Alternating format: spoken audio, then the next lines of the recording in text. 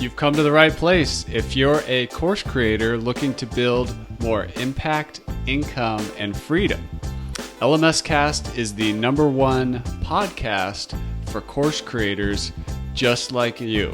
I'm your guide, Chris Badgett. I'm the co-founder of the most powerful tool for building, selling, and protecting engaging online courses called LifterLMS. Enjoy the show. Hello and welcome back to another episode of LMScast. I'm joined by a special guest, Jennifer Tamborski. How you doing, Jennifer? I'm doing great.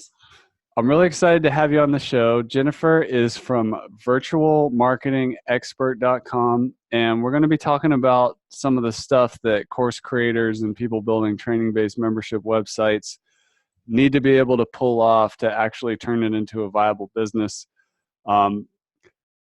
Before we get into like sales funnels and product launches and paid ads and implementing the tech and kind of wrangling the beast that is technology, how did you get into this specialty? You mentioned in our pre-chat, you kind of woke up into being a marketing expert. And I think it's funny that you say that because that happened to me at one point where I realized like, wait a second, I have all these skills. It happened to me. I was just writing an article about affiliate marketing for course creators. I was actually working off the laptop in Costa Rica with my family. And next thing I know, I was contacted by somebody in New York City. They flew me on a plane to go help them develop an affiliate program for their course. I'm like, I guess there's something here. Maybe I've been studying marketing and stuff for a while, but how did it happen to you? How did you wake up into it and have that aha? It's a kind of a similar story in that I've been doing it for years with marketing experts. So I got a lot of on-the-job training. And as a virtual assistant? As a virtual assistant, yeah. Okay. So you were behind the scenes implementing the marketing stuff. So I've always worked in tech, always. Yeah. I love tech. And so I was specializing in a lot of technologies that marketers were using and wanting to use. And so I connected with a lot of them. And as they were selling their marketing plan, a lot of times they brought me in for consultations when it came to technologies or, those kind of things. And we'd talk it through. And at some point when I realized that I wanted to grow my business, I actually went to my business coach and we were talking about, okay, so what should I specialize in? And I tell people this all the time in the VA world that are coming up. You can change your niche. I changed my niche 5 times in 1 year until my business coach finally looked at me and she goes, "Why aren't you doing marketing?" And I was like, you hear all those thoughts. Well, cause blah, blah, blah, whatever that itty bitty committee in your head says at the time. Mm-hmm. And so my default is to research. So I started researching all of the things I needed to know and realized, oh, I actually know all of this. Really, I know it. And so I had a couple of people hire me to start building their sales funnel. And then I started doing consulting work with their marketing, like making actual marketing plans and so how their business should flow and their customer journey and all that kind of stuff. And realized, hey, I'm pretty good at this. So that's awesome. That's awesome. What, one of the things when you develop a lot of marketing knowledge, and I see this happen to people with marketing and sales and technology where it all kind of comes together. And there's a category of software called MarTech, marketing technology. And I think it has like 80,000 companies in there. Like if you really get into it, probably. But there's this huge like rabbit hole opportunity where, people get super focused and miss the big picture or get overly complicated when it's not necessary. How do you wrangle that beast of simplicity and effectiveness? I tend to look at it as, marketing isn't necessarily a hard process and you don't have to make it complicated. So when I look at marketing, I look at it kind of like dating, right? So when you're dating someone, you get introduced to them, you start chatting with them, you maybe go for coffee, all of those steps that lead to commitment at the end. Right. It's kind of what a sales funnel and marketing is. You need to be introduced to your audience. You need to get them to communicate with you, usually through a lead magnet and then your email sequence. And, so we try and keep it simple in that same terminology of, if you think about dating versus marketing, you just keep it simple and, work through the same process. That's cool. Yeah, I love simplicity. When I help people, like experts, come up with courses and outlines and stuff, I often ask them to think back to a time in the life before technology, if they're old enough, and what kind of elements were present for some of the best learning experiences they had.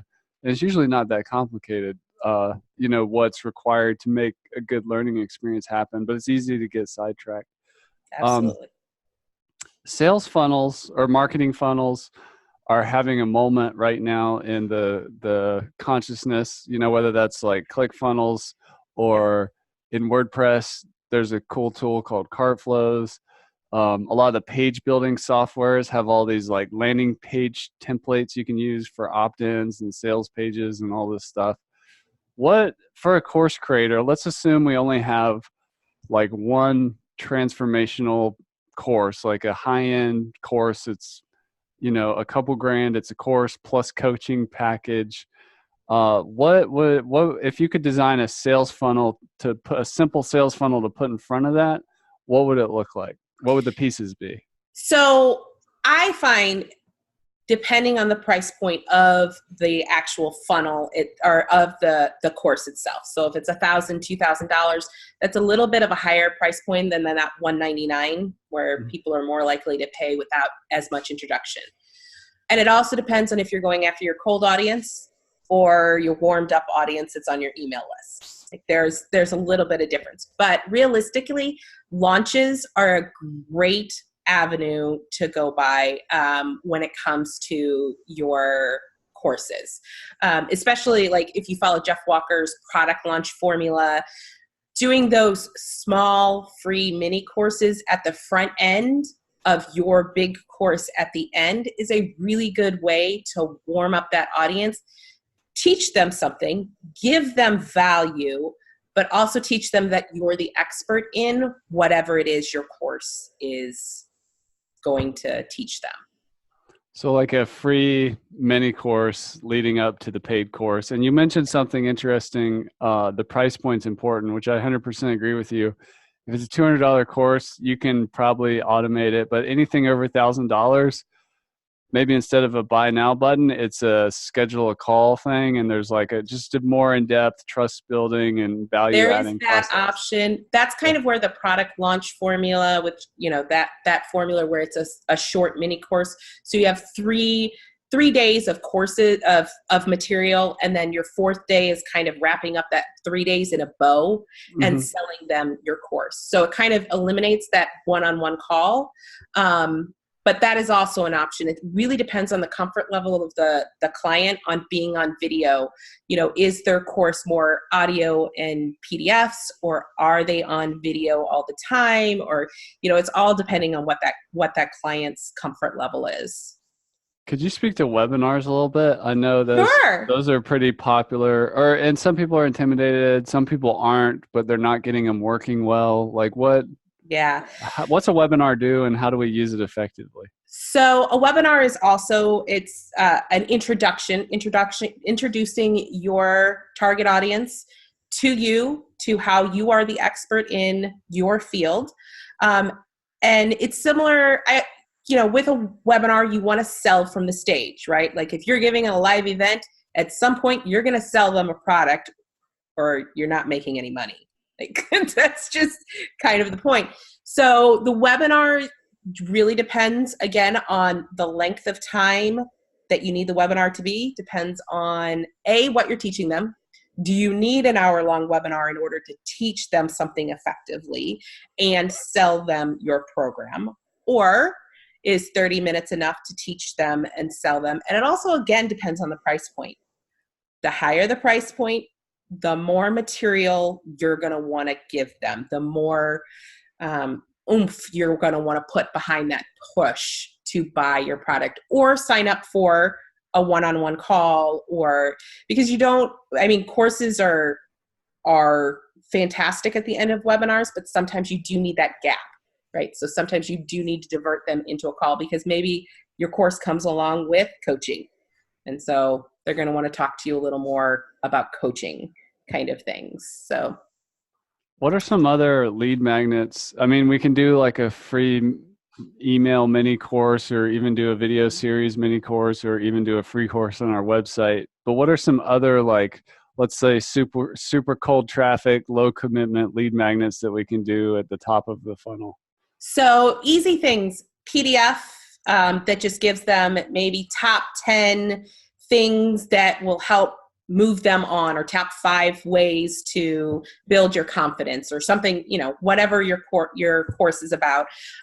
You also have things like infographics that can kind of lead them on a path. Ebooks. There's, challenges, like 5-day challenges. Those are good. What are some example challenges that maybe you've seen, or just hypothetical ones? Because I think these are cool and often we see them sometimes in, I don't know, like the health and fitness niche. Maybe there's like a certain type of diet or exercise, like walk every day or something. But like, what besides health and fitness, what other challenges could you do? So there's a ton of options when it comes to challenge. I have a client who's a confidence coach. Okay. And so her 5-day challenges usually pick a topic within the confidence area. So how to, build your self-confidence. And then she goes into, each day is a different area of that. And here's the secret about 5-day challenges, right? You can turn them later into courses. Yeah, like if they go off well and are received well, you can yeah. pull that and then turn it into a course that you sell. And maybe it's not a high ticket course. Maybe it's like a $50 introductory course, but it's still something that you can sell later.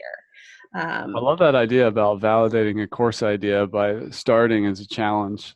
Like, I'm thinking of one now that I've thought about doing challenges. Like, one of them would be like how to outline your course in 5 days, because that gets a lot of people hung up. There's all kinds of like little small challenges that moves people along that they need before the product or whatever. Yeah, they're great. I think challenges are a great way to validate your course or your idea, because it's free. It's the same as beta testing your course, right? But you're getting that real live interaction with people and getting the feedback in the moment. Usually, because a lot of challenges are done on Facebook Lives. Or in a group on a Facebook Live, or you want to do that. But it does usually give you real data really fast about, okay, so this part of the course worked. People were responsive to that. And this day, not so much. And so it's easier to tweak. But if you have one that goes really well, next week you can sell it for $47.97 or something. I love that. And the social component of it is pretty cool too. Like if you do it in social media and you see people start like encouraging each other and really getting into it, that's awesome. I've also noticed that a mistake I see people make is that they'll go too big. Like they'll do like a 180-day challenge or something. Like, you can start like 5 days. I really like that idea because you're basically saying, let's pretend it's a Monday before the weekend. We're going to get some incredible results, perhaps mindset changes, and just give me a little bit of your side time 5 days a week. I think if we approach it like that, it's not overwhelming to create, but it's also not overwhelming to participate. It's often the biggest challenge that I found course creators have often when they're doing webinars or challenges, or it's people committing their time in order to receive that free item. So if you're doing a 180-day challenge, nobody has time to give you 180 days. It's like they just don't. People are so busy that it's not, it's not an effective way to do it. So you want to keep that time commitment 3 to 5 days. Just keep it short so people, they can do anything for 3 to 5 days. That's a short window. You want to keep your trainings kind of short in those as well. I would go no more than an hour because, again, time commitment on those. So that's awesome. In our pre-chat, you were talking about being somewhat minimalist in the tech. Like, if we're going to build a sales funnel and we have a WordPress website, we don't necessarily need a bunch of extra tools, right? I think tools are fantastic. Don't get me wrong. Like, I really do think there are some really great tools out there. But if you already have a WordPress website, you don't necessarily need extra plugins. You need a good theme. I'm not going to lie about that. You do need a good quality theme. So expect to pay for one if you haven't already. But you don't necessarily need the extra plugins to create a sales funnel. Of course, yes, because you have to lock down that material. But a sales funnel, you do not. And there's no, really the landing page of a sales funnel, you simply want to make sure that it's not connected to your menu, and it will look the same as if you clicked on a ClickFunnels page or a lead pages page or Kartra or any of those other tools. You can make your website look identical to those and have just as good a results, especially if you have an expert that knows what they're doing. That's awesome. Let's talk about product launches. First of all, how's a product launch different from a sales funnel? I love this question. So realistically, the only difference between a product launch and a sales funnel is timing. Okay. A product launch is usually on a specific time frame where you are launching your product on May 1st. And so you're doing the steps so that the doors open and close on May 1st through the 5th. Whereas a sales funnel is often more evergreen. You set it up, you set it, you don't forget it, because realistically, you should never forget your marketing. There's always going to be tweaks that need to go along, but you set it up, and other than small tweaks that go along with it, you don't necessarily need to bother with it in a time, it just keeps going on and on. So that's really the only difference between the two. The actual steps depends on your marketing vision, whether you're doing like a Jeff Walker style product launch or whether you're doing a webinar launch or a 5-day challenge launch. All of those are different options that, it's just about opening and closing carts.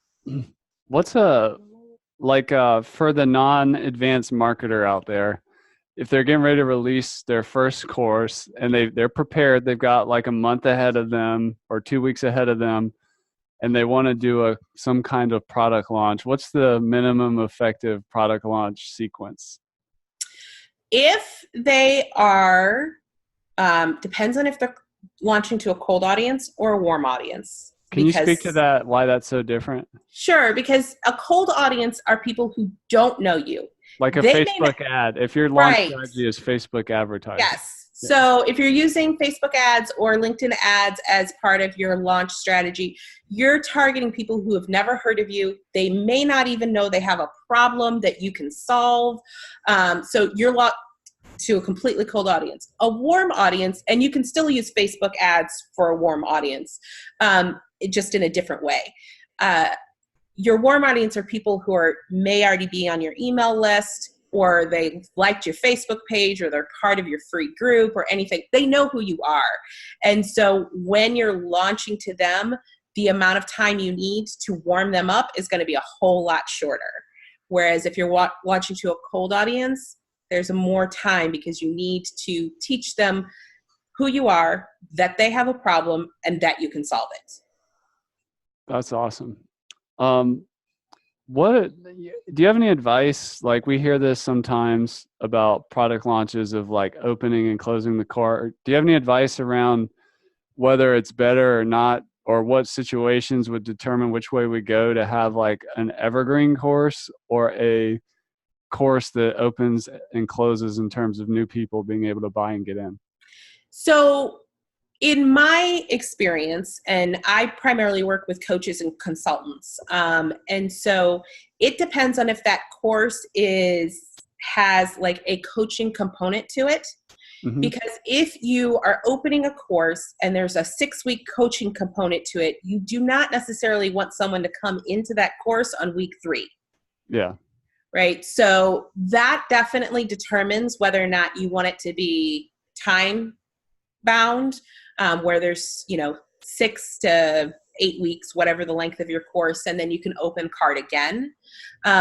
Also, if it is a new, brand spanking new course and you have a good idea that you're gonna need tweaks, opening and closing the cart can give you the opportunity to test it with a beta group and then launch it again. Once you know that your course is running well, you don't necessarily need a mastermind group or one-on-one coaching or anything part of it. You can just allow it to go and grow, and drive traffic to it. That's great. What about ads? You mentioned Facebook and I think LinkedIn ads. Yeah. When does it make sense to use ads? Because I see people using ads all over the place, from just trying to validate to like trying to scale. Let's talk about ads for course creators. When to use them, when not to use them, which ones to use, and why. So, okay, let's start with the which ones to use. You're going to either use, if we primarily use Facebook and LinkedIn. There are a dozen other kinds, but those are the ones that we focus on. So if your business is business to consumer and most of your people hang out on Facebook and you have, that your contacts are on Facebook, then you want to use Facebook ads. And it's the same for LinkedIn ads, often if it's a business to business. So if your ideal client is a business owner, LinkedIn ads can be a good place to go. LinkedIn ads are still relatively new, and people are still getting used to them and getting used to the way they run. But they do tend, because the demographics monetarily are different between Facebook and LinkedIn, they tend to have a really good ROI. Facebook has been around longer, and so the cost of Facebook ads tends to be higher than LinkedIn ads currently. Give it 6 months to a year, that's all going to change. But right this second, that's the way they lay out. When you want to use ads. So that is all dependent on whether the client has been able to build an audience without reaching out beyond their demographic, beyond their social area. If they have been able to build an audience, they may not need ads right away. But at some point, that audience gets tapped out and you want to bring in new audiences. If you don't have an audience at all, Facebook or LinkedIn ads can be a great way to start designing and developing and building your audience. So it's really just dependent on where they are in their marketing process. I would also say you want to validate, if you have a warm audience already, validate your business with the warm audience. There's no point in paying for ads if your model or your course has not been validated by people that, have given you that feedback. Otherwise, you can waste a lot of money. So you're saying if you do have some kind of audience, even if it's small and you're just getting started, like slow down. Because if your warm audience doesn't buy the course or get much success with it or whatever, you don't want to scale that problem with cold traffic. Exactly. That's exactly the point. Now, you can use Facebook ads to target your warm audience. So it's a really great process if you have a warm audience and you've sent out a newsletter and they haven't responded to that newsletter or email or whatever it is to introduce your course. You can start showing them the course in their Facebook feed. I have a client that it's worked fantastic for. Her warm audience takes a little longer to warm up. So though they're getting her emails, they're not responding to her emails. They're responding to the ads on Facebook that they see. Very cool. What are some like best practices if we're doing a Facebook ad? Like, should we do image? Should we do video, headline? body text? What can you give people some best practices? Because I know there's some people listening who are, they're like, I'm just going to do it myself. I am ready for Facebook ads. What are some best practices when you approach the interface to build the ad? So I would test video so the whole point of Facebook and LinkedIn ads, the first thing you're doing is testing. And sometimes that can feel like wasting money, but it's not. It's validating what you're doing. So the first thing you do is test to see what your audience likes. Do they prefer an image to a video? Use the same copy in both, just use that image or a video. Then also the headlines, is it going to grab their attention? You want to make sure that any of your copy grabs their attention. I will tell you something for the copy in the body that a lot of people don't, that I've seen a lot of rejections of ads for. Use the word you, Y-O-U, as little as possible. I've heard that before. Why is that? Facebook does not like you speaking to people. They want you to speak to a general population. Actually, they prefer if you talked all about yourself. So if entrepreneurs are your target market, instead of saying something like, you're struggling with, say something like entrepreneurs often struggle with. And so you're still calling out your target audience without the word you. You can get that bumped a lot. And the more often you get your ads rejected by Facebook, the harder it is to run your Facebook ads. Interesting. So if we're bringing in cold traffic through a Facebook ad, and let's say we need to warm it up, like what do we actually send the ad to? Like what, if you can you take us from ad to sale? Sure. Like what the path would look like? Sales process. We'll just do a general funnel, just a lead magnet funnel. So in general, your ad will lead to a landing page that has some great copy on it that basically offers them a free item.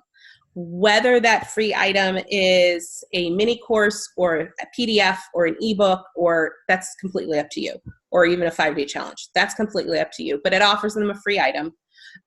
They give you their email address and their name and such and go into your email automation funnel, and then they're taken to a thank you page.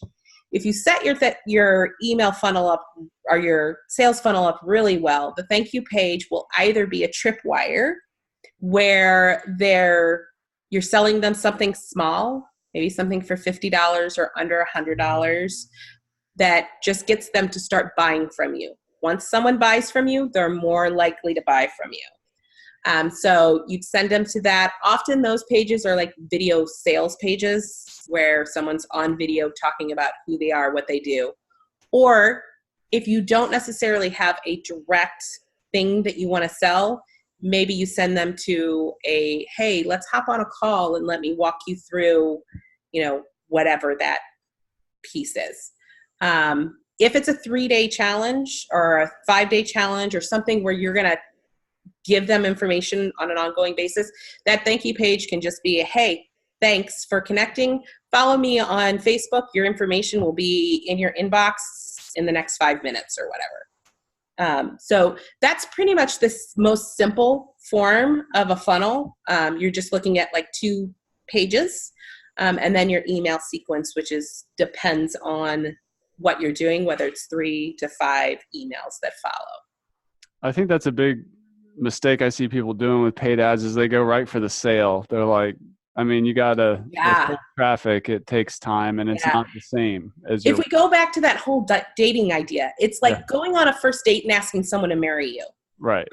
Not only is that kind of creepy, but in marketing world, it's going to give you really, really low rate of returns.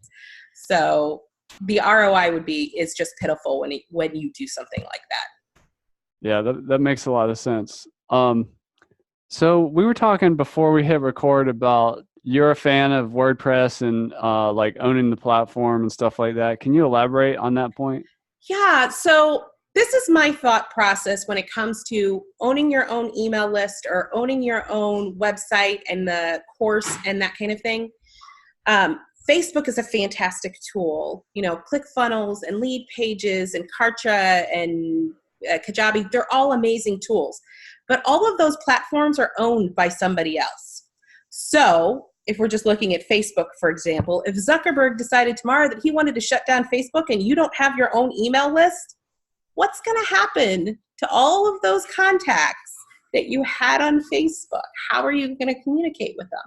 I look at courses and sales funnels in the same kind of venue. What happens if one of those tools shut down? You have to start all over again. Also, generally speaking, once you've built it on a WordPress site, every sale after that, yes, there's going to be some upfront costs, but every sale after that is your money. You don't have those ongoing fees. Excellent point. Yeah, and the other thing with Facebook is, like I see some people sell the Facebook group, and I'm a big advocate of that. I love Facebook groups, but I'm just waiting for the day to Facebook to mess that up and like, oh, they're starting already. Display ads and my competitor ads in there, whatever. Like their groups are nice, but I'm not counting on it forever. Exactly. Facebook is a fantastic tool. But like a month ago, I was down in Florida on family vacation and I was doing some Facebook Lives. And I went to get on a Wednesday and you couldn't do any lives, add any video, or people were just freaking out. And I'm like, and that's why you have an email list. Yeah. That's an excellent point. Well, I know you help people and you work with people who need help on the marketing and the launching and the advertising. What's an ideal type of person that you work with? Like what stage of business are they in, or what's going on in their life that you make a great fit with? Yeah. So I generally work with coaches and consultants and course creators. Like that's my target market. Those people that really, they've got a desire to change the world and they know their product, their service, or their course can make the difference in somebody's life. Usually when they come to me, they've been in business anywhere between 2 to 5 years, and they've kind of hit that tipping point in, I'm making decent money. It may be 6 figures-ish, a little above, a little below, but they don't really understand how to get to that next level, whether it's multiple 6 figures or 7 figures. And so they're just in that struggling point of, I know I need to invest in my marketing and I know I need to bring in more cold leads and cold traffic. And, I've tapped out my current market and I need to find people that are not currently on my email list. That's usually when they come to me, or they may be making 6 figures and beyond and they have a great course in mind and have absolutely no idea how to use the tech. They're like, I've got all of this information and all of this great course material and I have no clue how to set it up or how to get it out there into the world. That's awesome. Yeah, we talk about the 5 hats problem a lot on this show that course creators face, which is you have to be an expert, you have to be a teacher, you have to be a community builder, you have to be a technologist, and you have to be an entrepreneur. And it's hard to wear all those hats at one time. It's very rare. It's a unicorn person that has all those skill sets or has already built the team that has all those skill sets. But the big thing we notice is the people that really make it, and not just kind of make it and they're scraping by, but make it big, they don't do it alone. And if you need help in the marketing and the growth or getting the tech implemented, it sounds like you can really step in and help people level up, which is awesome. I will say, I can't do it alone. I've built a team. So it's not just me in my company. I've built a team of other experts that specialize in specific areas so that we can all work together to build, a great company. And I truly believe the only way to scale a business, especially if you're a solopreneur, is to build teams of other experts, people that specialize in marketing or that specialize in operations or, those other things that are required. If you look at the CEO of Walmart, he does not know every aspect of Walmart. Like he just doesn't. He knows how to lead and he knows how to, grow the business, but he is not an expert in finance. He's not an expert in marketing. And thinking as an entrepreneur that you can be an expert in all of those areas is where I've seen the most entrepreneurs fail. Well said. Jennifer Tamborski, you can find her at virtualmarketingexpert.com. Is there anywhere else or any other thing you want people to look at or ability to connect with you through? You are welcome to connect with me on Facebook. It's facebook.com/virtual marketing experts. And as well as on LinkedIn. I have the same business page on both platforms and Instagram. So yeah, you can connect me on all of the platforms, just virtual marketing expert, and it'll take you right to our page. Awesome. Well, Jennifer, I want to thank you for coming on the show today, and thanks for sharing all your wisdom and just taking us to school on all these areas around the marketing and the advertising and the tech. We really appreciate it. Not a problem. It was my pleasure. And that's a wrap for this episode of LMScast. I'm your guide, Chris Badgett. I hope you enjoyed the show.